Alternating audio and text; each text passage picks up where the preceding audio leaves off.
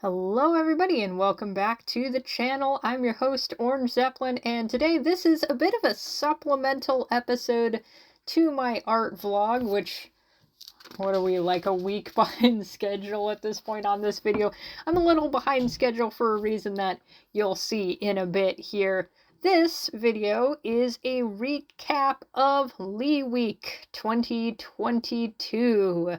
So if you have watched my previous vlogs where I discussed this, or you've seen some of my posts on social media, you'll know that LeeWeek is the celebration of the life of Christopher Lee in the week leading up to his birthday, which was on May 27th. This was a very big LeeWeek because this would have been his 100th birthday. So my plan for the LeeWeek art is I gotta do the best batch of art I've done so far, which might have been a little more pressure on myself than I needed, but I do think ultimately I made a very good batch of art. So without further ado, let's take a look on what I made the very first day.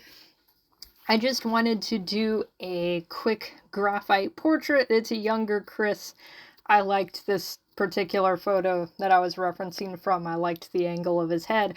I liked that I have a hand to practice drawing, because Lord knows I need to practice drawing those. And I wanted to play around with contrast. And I'm really happy with how this turned out.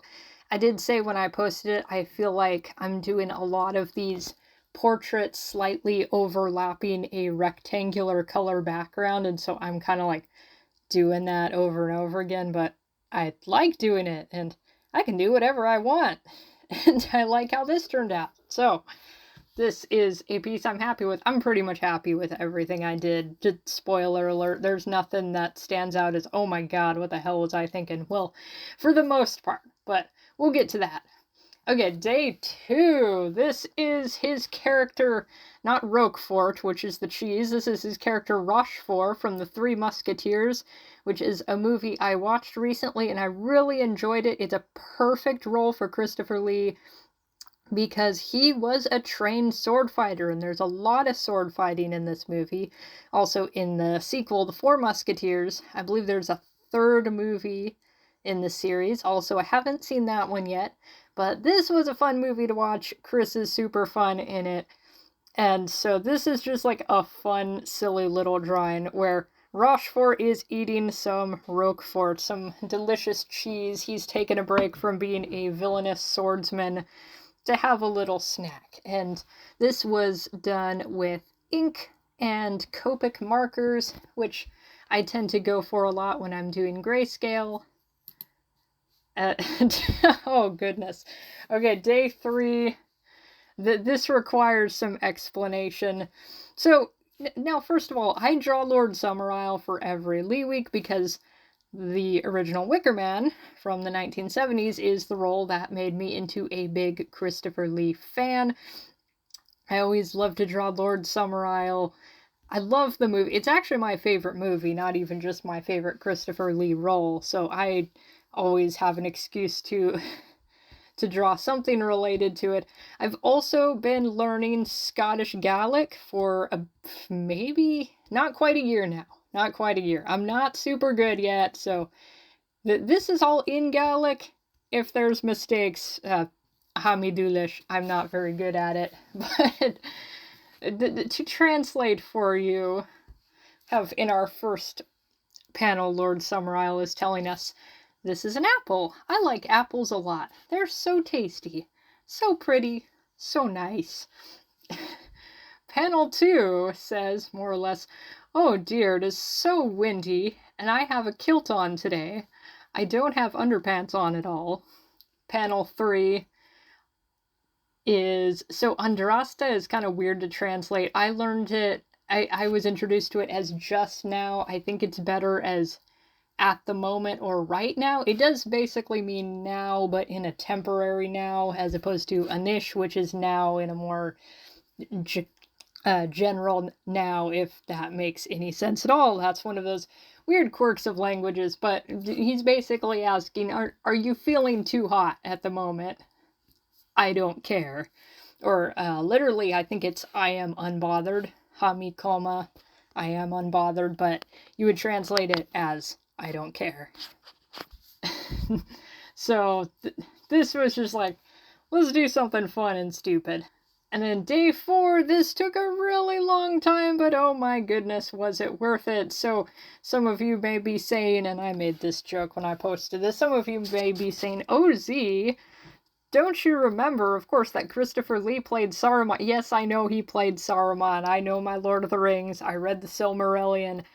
I know my frickin' Lord of the Rings. But you see, Christopher Lee actually really wanted to play Gandalf. He, as a lot of people do know, he was the one member of the Lord of the Rings cast to have actually met J.R.R. Tolkien, and when he was done practically passing out and having a fanboy moment, he did eventually get Tolkien's blessing to play Gandalf, which that didn't exactly happen. From what I understand, when he auditioned for the role in Lord of the Rings, and Peter Jackson's like, oh yeah, I totally want you in my movie, this'll be awesome. There was kind of not a clear communication on what role he had just given Christopher Lee, whereas Chris was quite certain he had just got signed on to play Gandalf, whereas Peter Jackson was like, oh yeah, I want you to play Saruman.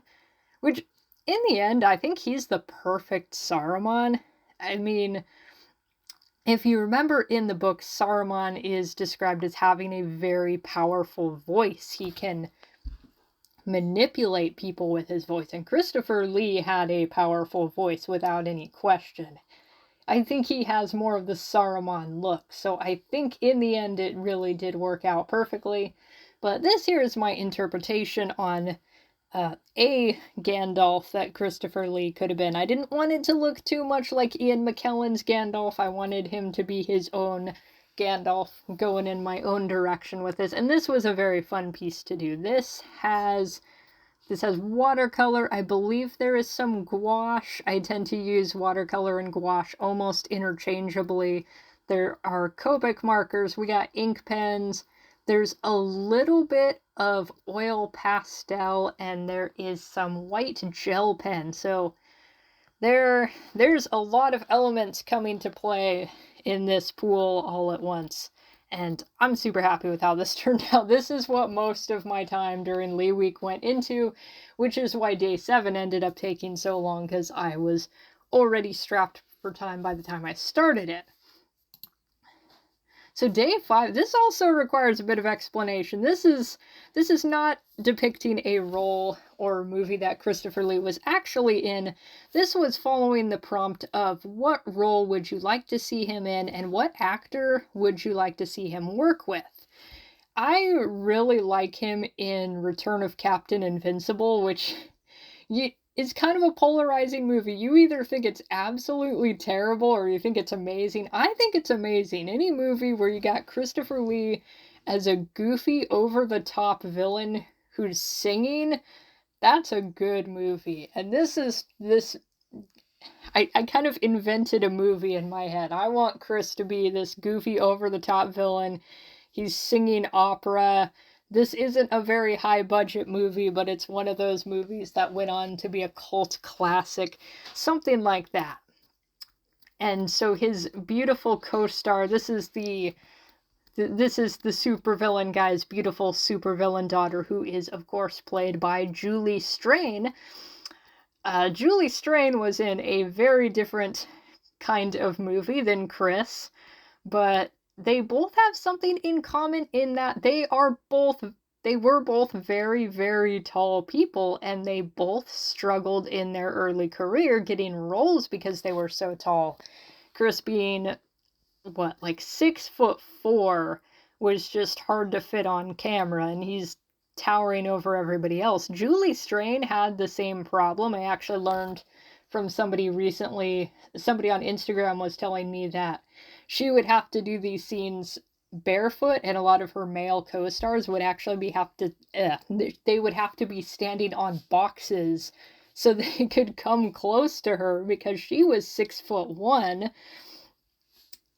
I think they've both been vampires at some point. I'm sure they have. Of course, Chris had a little more of a respectable vampiric career, and Julie Strain was probably in, like, I don't know, like, big booby vampire co-eds 2, something like that. Yeah, she was in a very different kind of film, but I think I think the combination would be really funny. She looks the part for the beautiful supervillain daughter, so that's what I want to see.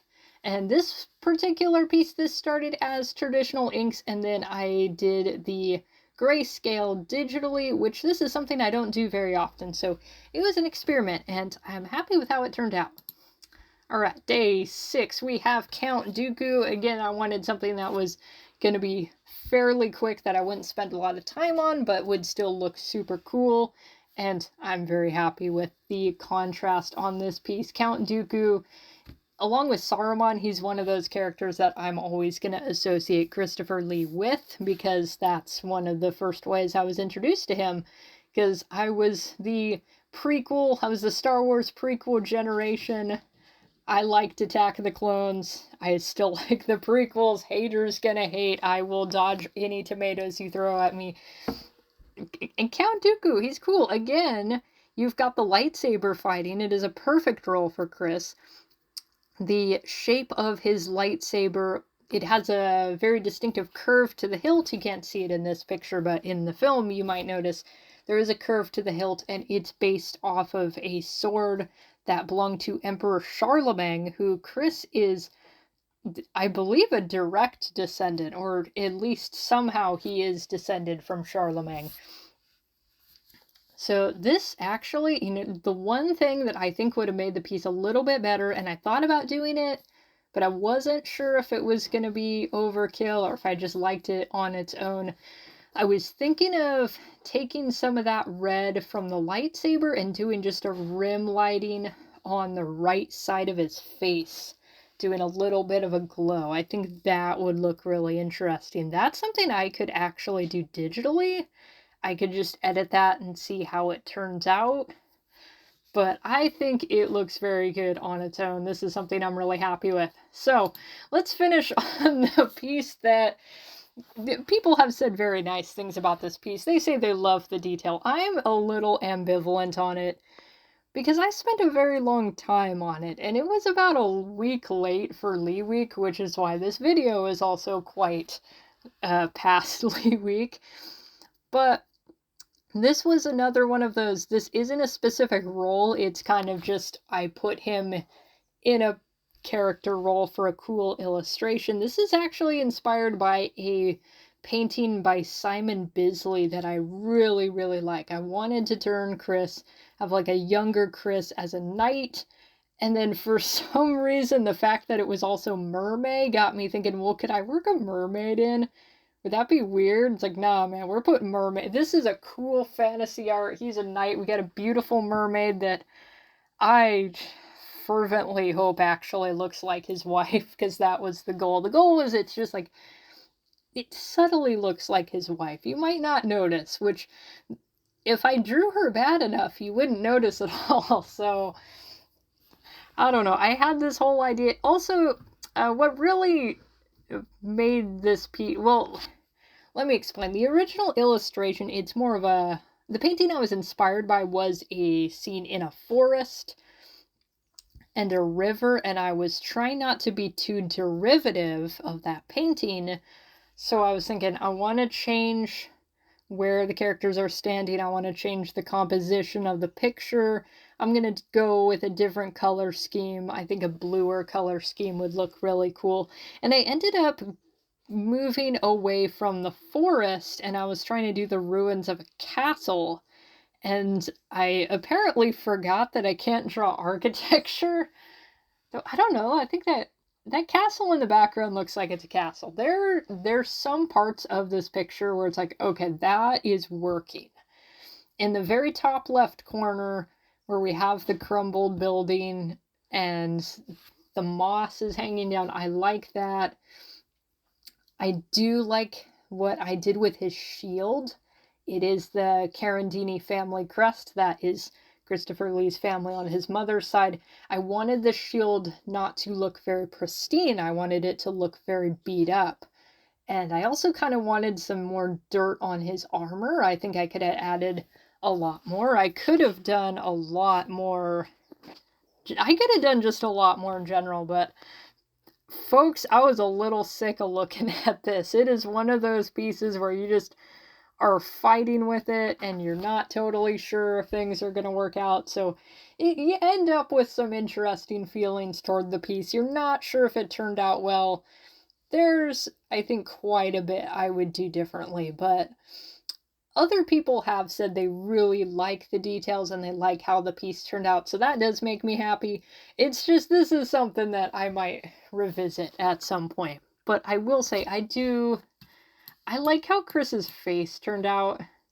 I don't know if I would immediately register it as Christopher Lee if I wasn't the one who drew it, but he looks pretty. He's a handsome knight, and there are some interesting textures going on with the mermaid tail. So that's a plus. And actually, a lot of the textures in general, it's hard to see when you're just looking at it on a screen compared to when you see it in real life, but I do like I like the texture of the gouache that I was working with. This is all watercolor and gouache and some different ink pens. Actually, wait a minute. I had watercolor pencil also, and I think I used watercolor crayon, and I actually used an X-Acto knife in some places when I was scratching away at his shield, which this would be something, this is like a massive project, but this would be a really cool thing to paint on a canvas where I could actually just really go to town scratching the paint up. If I was working in acrylic, that would be a very interesting effect, but that is a project for another day. And with that, that concludes my batch of LeeWeek pictures. I hope you guys enjoyed them, and thank you guys so much for watching. I will see you in a future episode.